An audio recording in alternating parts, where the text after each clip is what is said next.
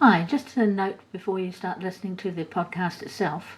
I interviewed the lovely Greta Bond from Aged Concern Canterbury, and we did it remotely, me in my home and her in her office in town. And you'll hear some background noise. I think she must have had the window open, so there's some truck noises in the background, but please excuse us for that. That's what you get when you're an amateur doing these things. But it's all good. The main thing is that Greta has got some amazing stuff to say about the work that Age Concern does, and it's well worth a listen. And for some reason, Greta's voice has come across really well, and mine, I sound like I'm in the middle of a tunnel at times. But hers is the important voice, hers is the one with all the valuable information. So that's the main thing, that's the important thing. So I know you'll enjoy listening to Greta, and you'll find some information that will be really helpful, I'm sure. So yeah, on with the program. Hi, this is Sue for Parkies and Me, my journey with Parkinson's. Today I'm joined by Greta Bond from Age Concern Canterbury, who's going to talk about their services and how they help people in the community. So Age Concern, it's a big question, what do you do? But first of all, can I just ask, how old do you have to be appropriate to your service? So we are a service which is dedicated to enhancing and developing and supporting the well-being and dignity of older people living in Canterbury. So for that, older people, for some of our contracts that we have is 65 plus, and that's our general kind of roundabout figure. We can take people who are younger but still suffering from age-related conditions, but also we are a bit more flexible when it comes to Māori and Pacifica, who, as you know, do experience some of the things relating to ageing a little bit earlier in their lives. Okay, that's good to know. So I was talking to somebody the other day at Bowls, and she was saying, do you know anybody that could help me with my TV aerial? I looked at a brochure of yours, and you've got a whole heap of people. One of the things that we provide is a home support service. So basically what that is we have a range of providers of services, for example, TV aerial guys and gals, on our books. Now all those people have been interviewed, they've been police checked, and they agree to provide the service at a agreed price. So people can know if they call us and they ask to be linked up with one of these providers that they're basically legit, they've been proven to be good at what they do, and they won't overcharge. So that can be all sorts of things from housekeeping, plumbing, handyman, gardening, and so forth as well. So basically if people have a desire around that, then we're more than happy for them to give us a call about that. Now we don't pay for it, so there's still charges attached, but we will introduce them to the person and then they can take it from there. But there is an agreed price, so they won't be overcharged. Actually, that's really comforting, because I know, unfortunately, a lot of elders in the community can fall prey to people who are unscrupulous and overcharge or charge with services that they don't do properly. Yes, and I think if people do experience that, again, they're more than happy to come for us. We will see what we can do in terms of supporting that as well. So we've got a range of services, but a lot of the things we do are to provide advice to people who are having problems. We can advocate for them either on a personal issue, but also we do a lot of advocacy on the wider political issue in terms of issues that impact older people. Oh, that sounds excellent. So who do you have working for you? Do you have paid personnel or do you have volunteers? Well, a lot of both. We've got 25 people who are employees of Age Concern Canterbury. That includes 2 people working on the West Coast and 1 in Timaru, but the rest are based in Christchurch. But we also have in the realm of about 350 volunteers. Now, they all offer their time in various parts of the business, and without which we really couldn't do half the things that we do. So they're mostly involved in our social connections service. Social connections involves a visitor service. So we have about 200 people who have been carefully matched with a lonely older person and commit to going and visiting them for at least an hour a week. But we also have 3 vans which go on outings every day, usually in the morning and in the afternoon. And they'll go around and pick up older people who are feeling a bit lonely from their own homes and take them with a group to go and have a cafe outing or sometimes a visit to the library, something like that as well. we recognise that loneliness is a really important social issue. It's also as bad for your health as smoking 15 cigarettes a day, according to the WHO. So that's obviously something which not only makes you feel bad emotionally, but can be quite bad for you physically. So we do a lot of work to ensure that people aren't socially isolated and lonely in their older life. Actually, that brings to mind my personal situation. I retired last year early, so at 63, and I was working in a very busy job with lots of people around me day in, day out. And, you know, if you had been in that situation, then forced by your health to stop working and suddenly find yourself at home, that can be a really huge issue in relation to that sudden loneliness and lack of social contact. Yeah, and I think as well, it's also sometimes an issue of it feels like there's a bit of a lack of purpose in someone's life when they are forced to retire or retire just out of their own desires. So volunteering opportunities are really important to people as well, because everyone can be involved in one way or another, whether it's phoning people up, or we've got people who edit our magazine that we produce 4 times a year, and sometimes volunteering is a really good solution to that. And if people are not interested in volunteering but they have needs, then we can match them up with volunteers. That's a really good way for people to be socially connected. But I really do appreciate that sudden change can be so difficult to navigate. And I know sometimes, like in my case, when I decided to retire, I had all these things lined up, and then I had some other health issues that stopped me doing them, and so now I've got all this time and I can't work. And there'll be lots of people in that situation that have sort of dreams and think they're going to have retirement in a certain way, and maybe they lose a partner or something like that, and that dream is derailed. And one of the things I think was also quite difficult, I spent some time after being in hospital last year staying in town. I usually live in Charteris Bay, but I was staying in town and I couldn't drive, and nor could I walk to the bus stop. So transport can become a huge issue when people are experiencing issues of mobility or disability. We have a few solutions for that as well, because we do recognise how badly that can impact people. We run lots of safer driving courses, which are kind of a refresher driving course for older people, just to remind yourself of the road rules. I've done that myself and got reminded of a few things I got a bit slack about.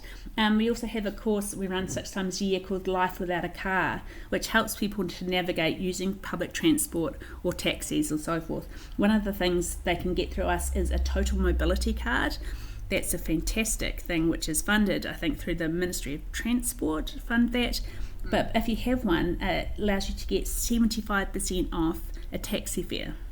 And that's not just going to the hospital or wherever, it's if you're wanting to go out to a social occasion.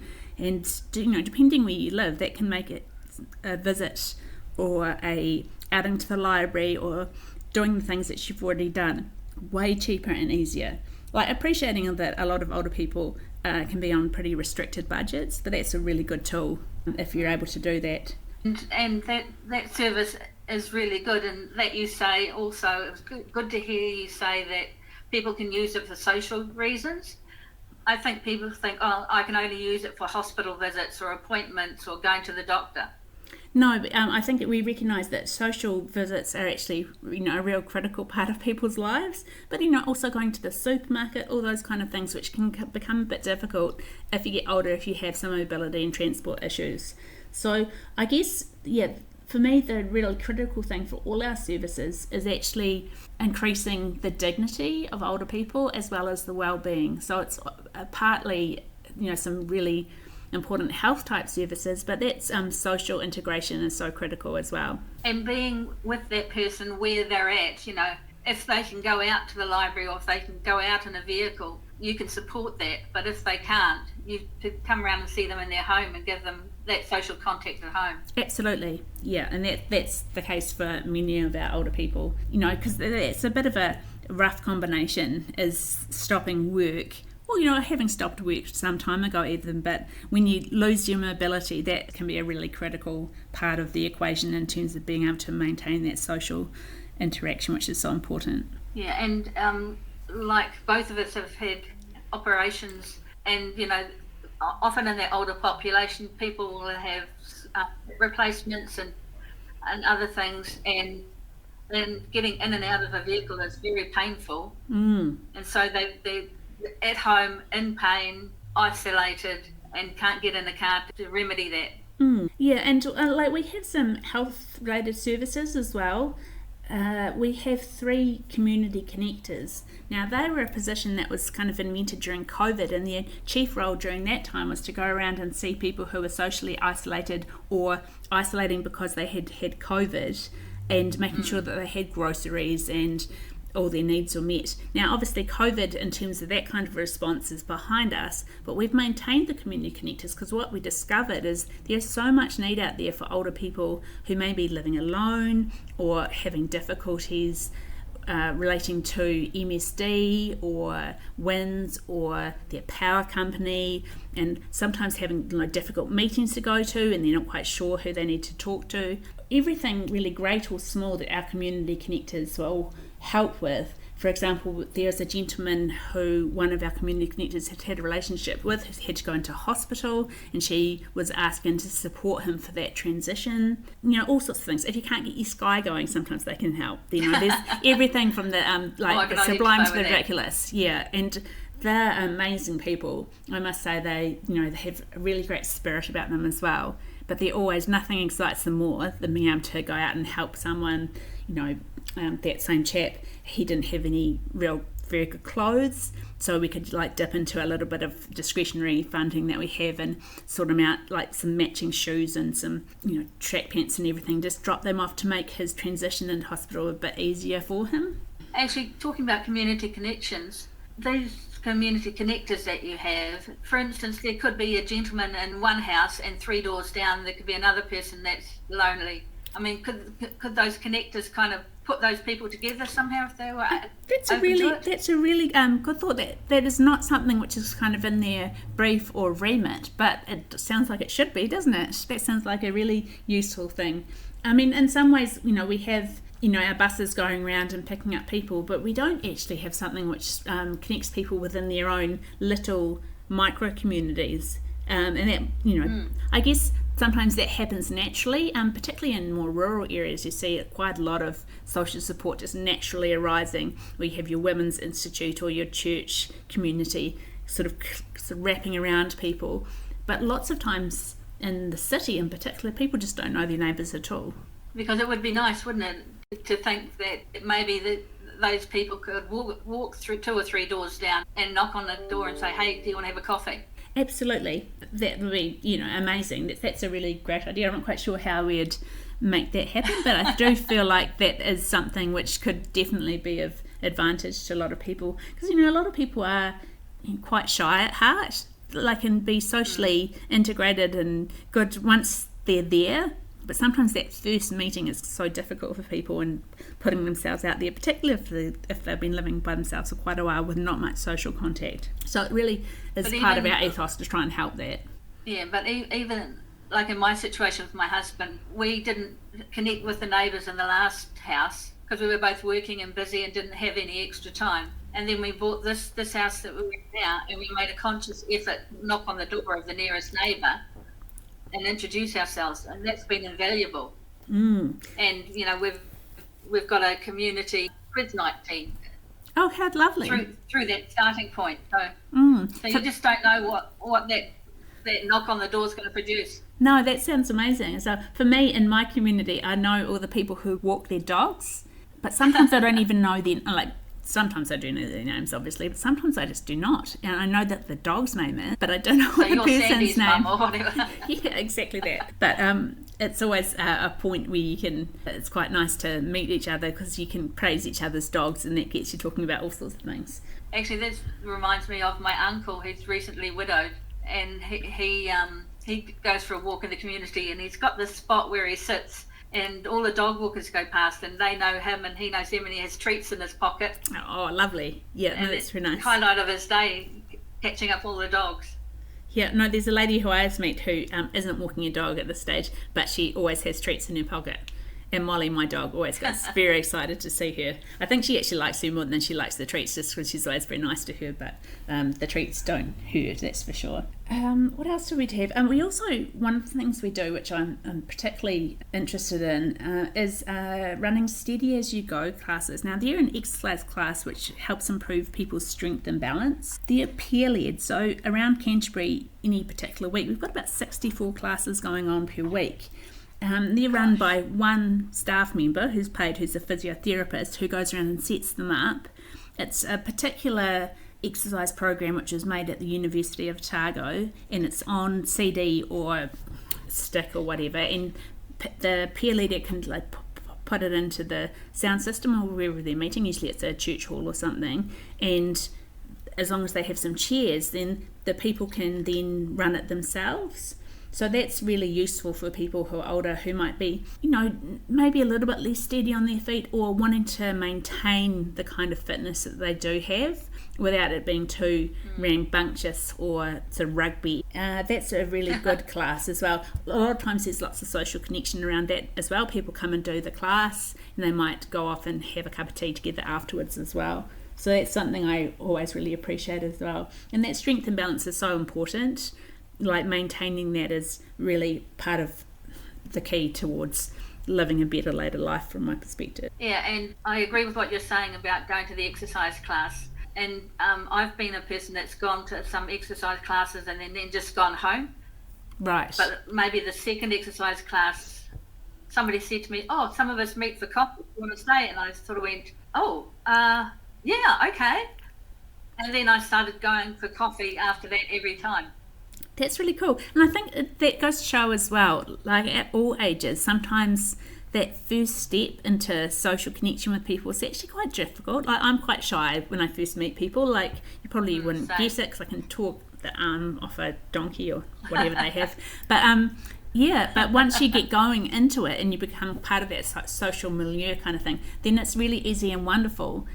But sometimes people need support just for that first. Absolutely. When you see a group of people that's all laughing and chatting and know each other's names, and you're just like, oh, I don't know if I can break into that bubble.